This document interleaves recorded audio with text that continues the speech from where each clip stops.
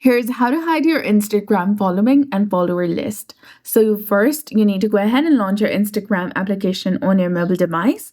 In order to do this, you can go ahead and make your account private. So go to your profile, tap on the three lines in the top right corner of your screen.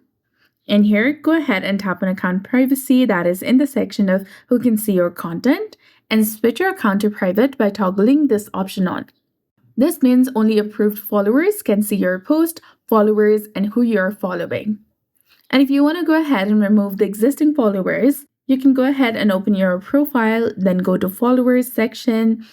And in order to remove someone, go ahead and tap on this cross icon over here, and you'll be done.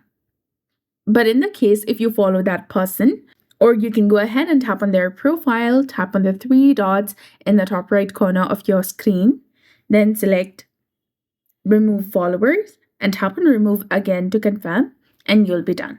Also, you can go ahead and approve new followers request. Go to your homepage, tap on notifications, and you'll see follow request. Approve only the people you want to see. Anyone who does not follow you won't be able to see your following and followers list. So that's it. I hope you found this video helpful. If you did, please like, share, and subscribe. Thanks for watching. We'll see you again in the next one.